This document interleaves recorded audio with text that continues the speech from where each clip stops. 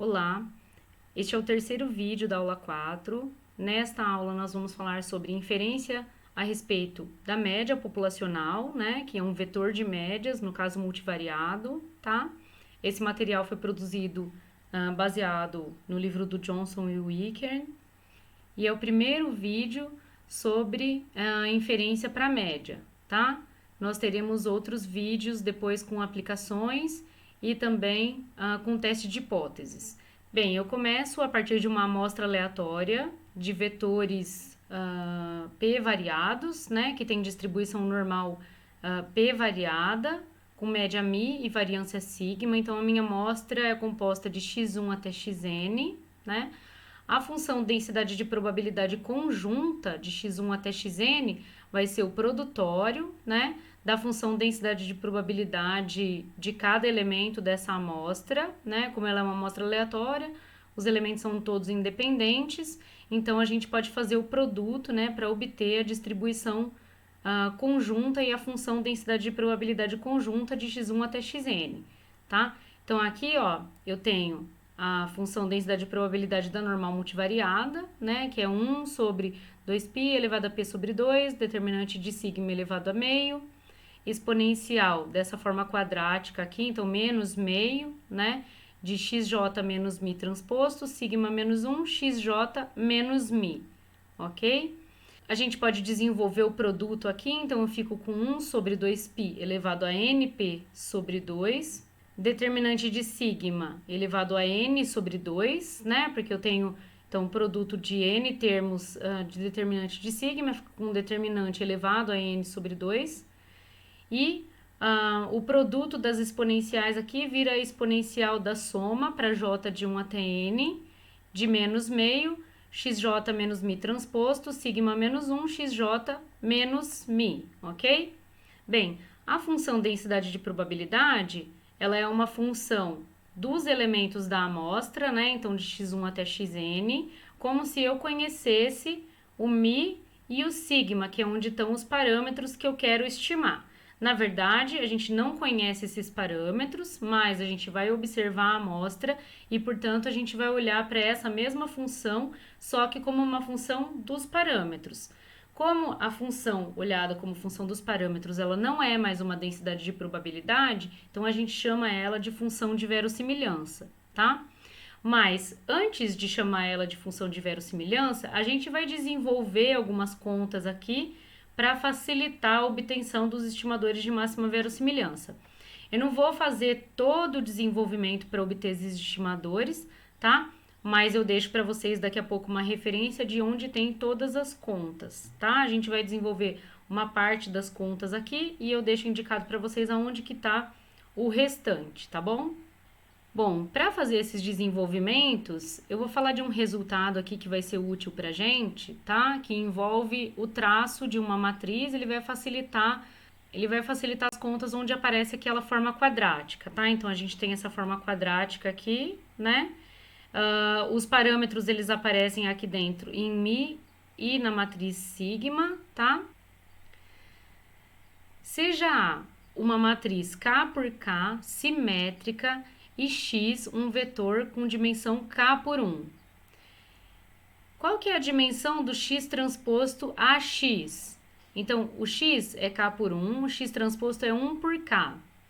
A é K por K e o X é K por 1. Então, essa quantidade aqui, ela tem dimensão 1 por 1, tá? Como ela tem uma dimensão 1 por 1, a gente pode aplicar aqui o traço que eu não altero a expressão, tá? Então, se você tem um número, o traço de um número é ele mesmo, tá?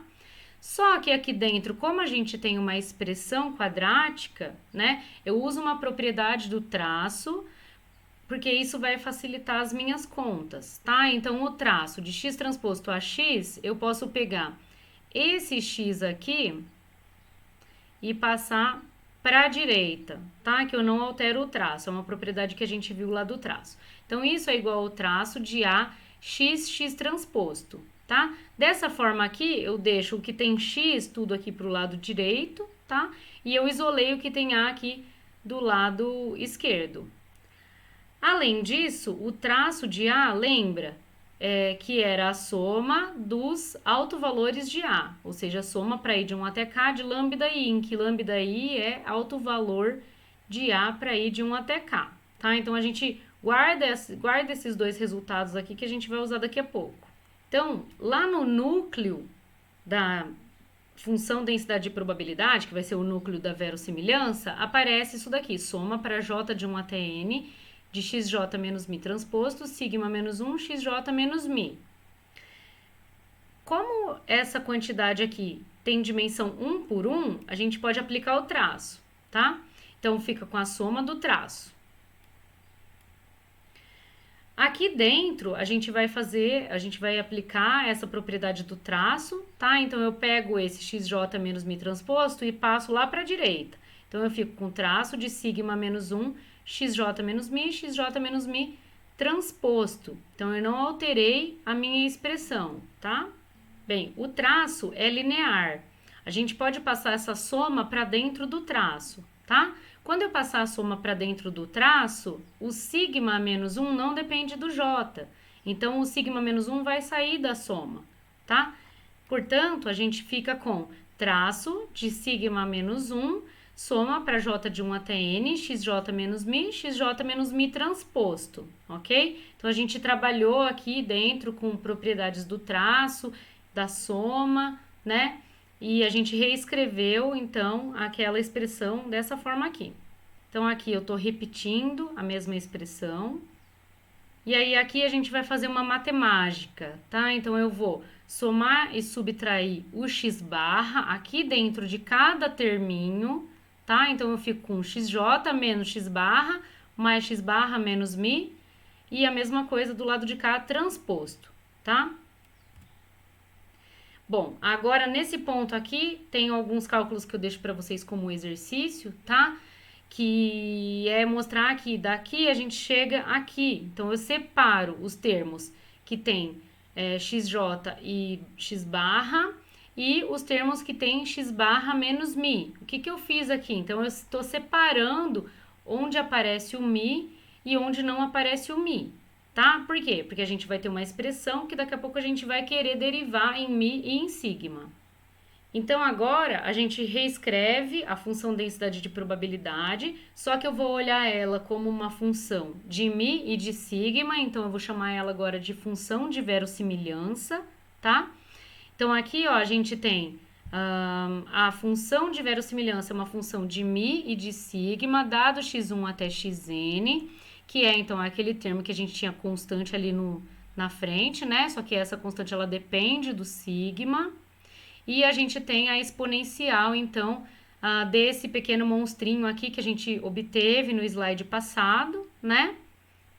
E aí, a gente pode obter, então, o logaritmo. Então, aplica o logaritmo que vai facilitar as contas, né? Vai sumir aquela exponencial, a gente deixa as coisas com somas aqui, né? Então, você tem menos np sobre 2 log de 2π, menos n sobre 2 log de determinante de sigma, e a gente tem menos o traço aqui dessa expressão que a gente trabalhou lá atrás, dividido por 2, tá?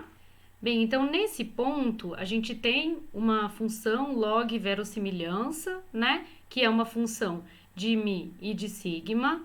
Essa função, ela é côncava, a gente poderia derivar em relação aos parâmetros, igualar a zero, obter as segundas derivadas, mostrar que essa matriz de segundas derivadas é negativa definida, tá? E aí a gente tem um ponto de máximo. Só que aqui, encontrar essas derivadas significa encontrar a derivada dessa função em relação a uma matriz, né? Que eventualmente vai ser cheia, né? E calcular essas derivadas em relação a um vetor, que é o mi, tá? Então, nesse curso, a gente não vai fazer essas derivadas. Se fosse num curso mais avançado, num curso de pós-graduação, ou mesmo num curso de modelos lineares, em geral, a gente faz essas contas, tá? Aqui eu vou mostrar para vocês como são as expressões dos estimadores, né? E eu deixo a referência para vocês, se vocês quiserem ver um pouco mais a fundo. Então, o resultado é que os estimadores de máxima verossimilhança de mi e da matriz sigma são dados por Mi chapéu, um vetor, né? É o x barra, né? Que a gente já viu que, inclusive, o x barra é um estimador não viesado para o mi, vetor de médias. E a sigma, chapéu de máxima verossimilhança, é 1 sobre n, soma para j de 1 até n, xj menos x barra menos x barra transposto, que é aquela S inicial que a gente tinha definido antes, tá?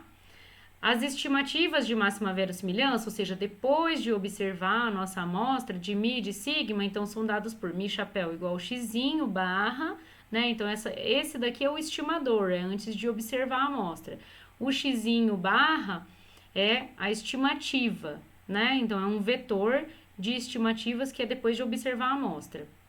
E a estimativa, então a matriz, que é a estimativa de máxima verossimilhança de sigma, é o S observado, tá? Aquele S original que era dividido por N, que a gente já sabe que é viesado para estimar a sigma, tá? Então eu deixo aqui para vocês a referência, ó, se vocês quiserem dar uma olhada lá no Johnson e Wicker, né, 2007, na página 172, ele faz mais desenvolvimentos para obter esses estimadores de máxima verossimilhança, tá? Então, nós já mostramos que esse sigma chapéu de máxima verossimilhança é viesado para sigma, né? E aí a gente já já redefiniu aqui a nossa S como essa matriz aqui dividido por n-1, tá? Então, esse daqui seria um estimador de sigma, mas ele não é o estimador de máxima verossimilhança, tá? Mas muitas vezes, por ser não viesado, a gente vai escolher esse daqui, ok? Bem, vocês devem se lembrar do resultado mais importante de inferência, né? Que é o teorema do limite central, que diz que não importa qual a distribuição original dos seus dados, a distribuição do x barra tende a uma normal com média mi e variância sigma 2 sobre n, tá? Quando o n é suficientemente grande. A gente está caminhando aqui para um resultado que é o equivalente do teorema limite central, né, do caso univariado, que é o teorema limite central do caso multivariado, tá? Então, inicialmente, a gente tem o seguinte resultado. Se eu tiver x1 até xn, uma amostra aleatória de uma distribuição normal p variada, com média mi e variância sigma, e o mi chapéu é o x barra, né, que é o estimador do vetor de médias populacionais, é o vetor de médias amostrais, e esse estimador, que é o estimador não viesado também para matriz de variância com variância sigma, tá? Então, a gente tem o seguinte resultado. Nesse caso, o x barra tem distribuição normal, p variada, com média mi e variância sigma sobre n. Esse primeiro aqui, a gente consegue, com todos os resultados que a gente viu de distribuição normal, de valor esperado e de matriz de variância e covariâncias, a gente consegue mostrar esse primeiro ponto aqui, tá? Então, nesse caso, veja bem, a nossa amostra, ela vem de uma distribuição normal já. Então, o x barra tem distribuição normal p variada, tá? O segundo ponto aqui é que n-1s tem distribuição Wishart, já vou falar um pouquinho mais dela, tá? Com parâmetro n-1. E o x barra e o s são duas variáveis aleatórias independentes. Na verdade, aqui eu tenho um vetor aleatório, x barra, né? E uma matriz aleatória S, tá? Eles são independentes. Bom, a distribuição Wishart, né? Então, a gente viu aqui, ó, que n-1s tem distribuição Wishart. Quem que é n-1s?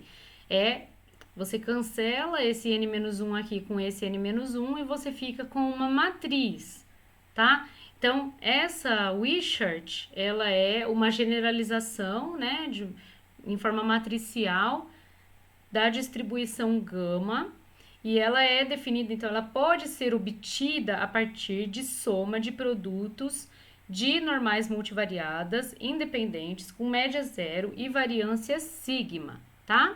Ou seja, se você definir essa W como soma para J de 1 até N de ZJ transposto com ZJ independentes e identicamente distribuídos com distribuição normal com média zero e matriz de variâncias e covariância sigma, então W tem distribuição de Wishart com parâmetros sigma e n, tá? Então, essa daqui seria uma forma de obter a distribuição de Wishart, tá? Bem, e se você não tiver a normalidade multivariada no seu vetor de dados originais? Isso é bastante comum, né? Principalmente porque em conjuntos de dados multidimensionais, em geral, você tem variáveis de naturezas diferentes, né? Então, nem sempre você tem a normalidade, nem sempre você consegue alcançar a normalidade multivariada, tá? Mas tem, então, esse teorema que é o teorema também mais importante aqui da inferência no caso multivariado, que é o teorema do limite central, tá? Então, seja x1 até xn, uma amostra aleatória de uma distribuição qualquer, p variada, mas que você tenha a média, então o valor esperado de xi é mi, e variância de xi é sigma, para ir de 1 até n, com sigma positiva definida. Para n suficientemente grande, e aqui o n vai ter que ser bem maior do que o p, tá? Então, quando a gente tinha no caso lá de inferência, no caso unidimensional, né? Geralmente um tamanho de amostra de 30, de 40, de 50 era suficiente.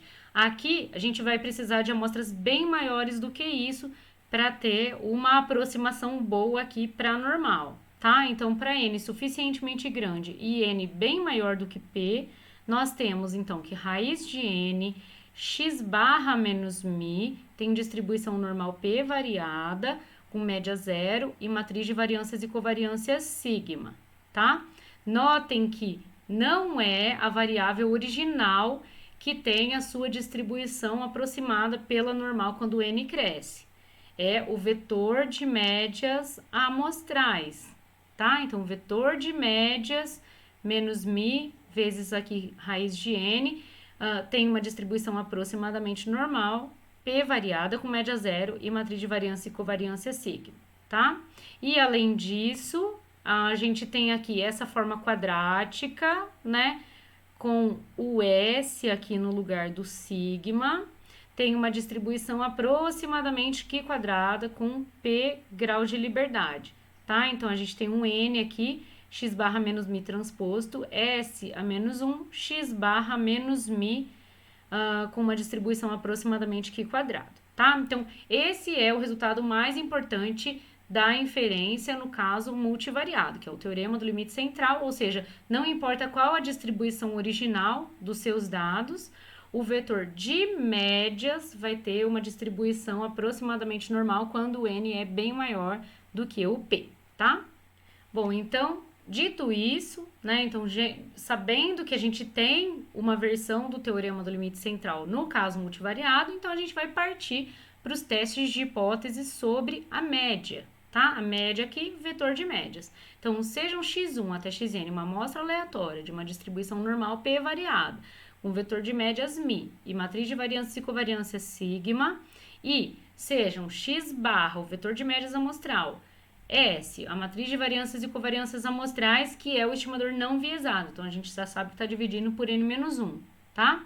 A gente quer avaliar se o vetor de médias pode ser considerado igual a um mi zero contra mi diferente de mi zero, tá? Lembrando que tudo que a gente tem aqui, ó, são vetores, tá? Então, vamos supor, você tem lá as P características do seu cliente e você quer testar se a média pode ser considerada tal, e tal, tá? Ao mesmo tempo, então, um vetor fixo para todo mundo, que seria o nosso mi zero, tá? Então, a gente vai construir esse teste de hipóteses para a média. Depois, na aula que vem, a gente vai falar de teste de hipóteses para comparação de médias no caso multivariado, tá? E daí a gente vai chegar lá na nova multivariada também, tá? Mas hoje a gente só vai falar, então, de um caso mais simples, né, que seria o teste da hipótese simples, né, contra, então, a hipótese de igualdade contra diferente, tá? Bem, então, para avaliar essas hipóteses aqui, né, de que mi é igual a mi zero contra mi diferente de mi zero, a gente vai relembrar o resultado anterior, né, ou seja, x barra tem distribuição normal, mi, sigma sobre n, n-1s tem distribuição de Wishart com n-1 grau de liberdade. X barra e S são independentes e, além disso, a gente tem um resultado de probabilidade que é o seguinte: se você tiver o produto aqui de uma variável com distribuição normal multivariada, ela aparece aqui, então ela aparece aqui transposta e aparece aqui sem o transposto. E aqui no meio a gente tem a inversa de uma matriz que tem distribuição de Wishart dividido pelos seus graus de liberdade, tá? Então, essa quantidade aqui tem distribuição F, a menos de uma constante aqui, n menos 1 P, dividido por n menos P, tá? Uma distribuição F com P graus de liberdade no numerador e n menos P graus de liberdade no denominador, tá?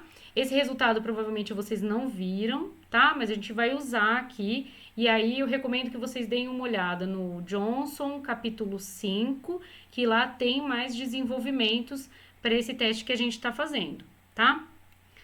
Essa estatística T2 aqui, né, que é N, X barra menos Mi0 transposto, S é menos 1, X barra menos Mi0, que tem essa distribuição F, né?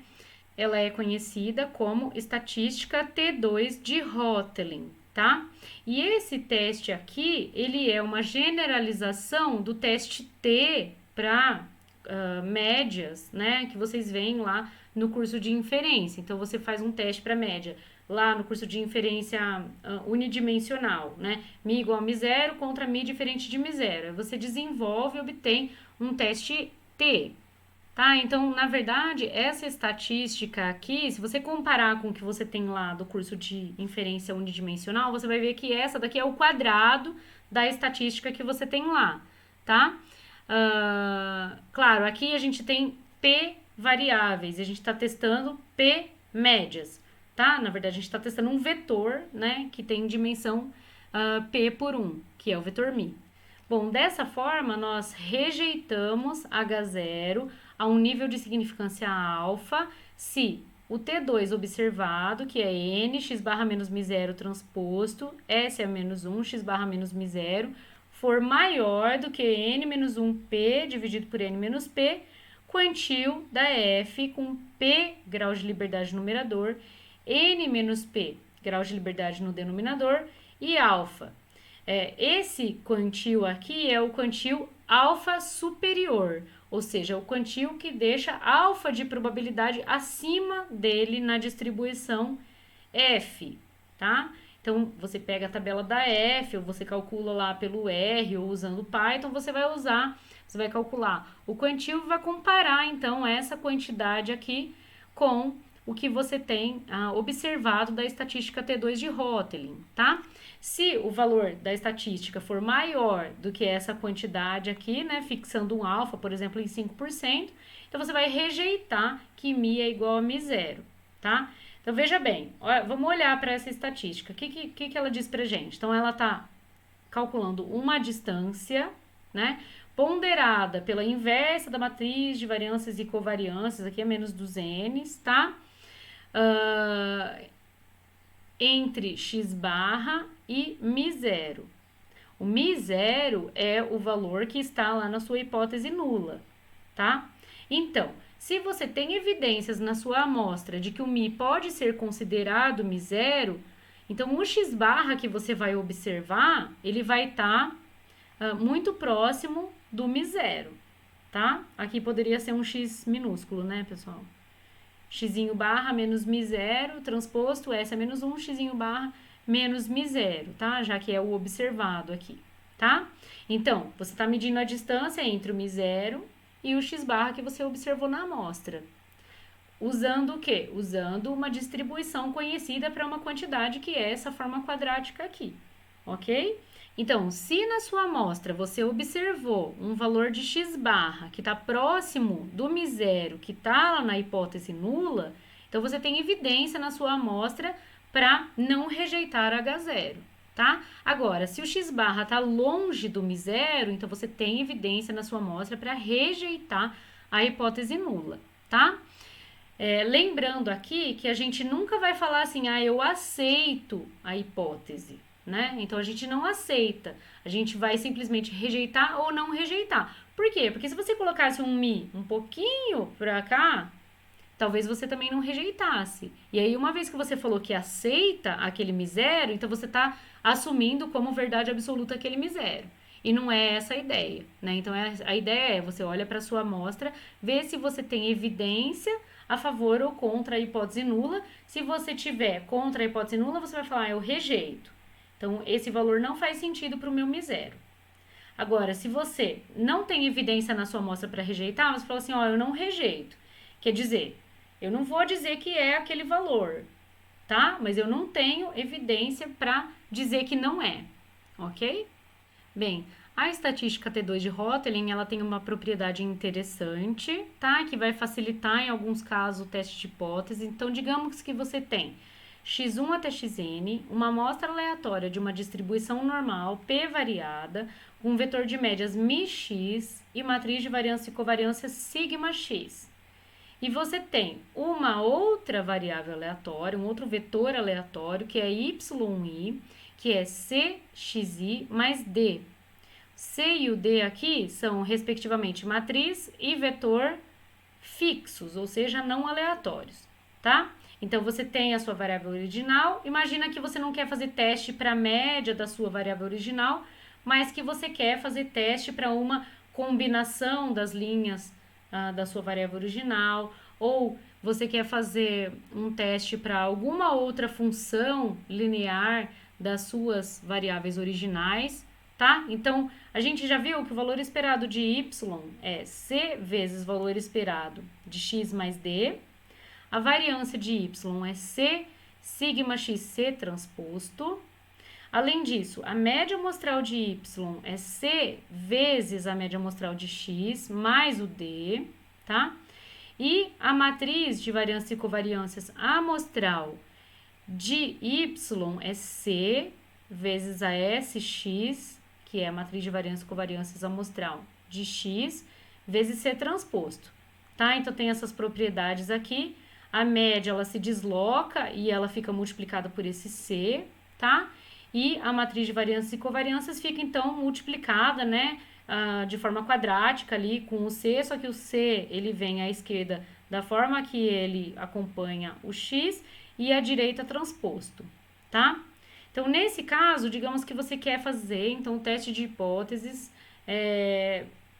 para a média do y e não do x, tá? Então, é possível mostrar que a estatística T2 de Hotelling, para avaliar se mi é igual a mi zero contra mi diferente de mi zero, é equivalente à estatística T2 para avaliar se Cmi mais D é igual a um Cmi zero mais D contra Cmi mais D diferente de Cmi zero mais D, tá? Ou seja, aqui eu estou fazendo o teste para a média do y e não do x, mas a gente consegue mostrar que as estatísticas são equivalentes, tá bom?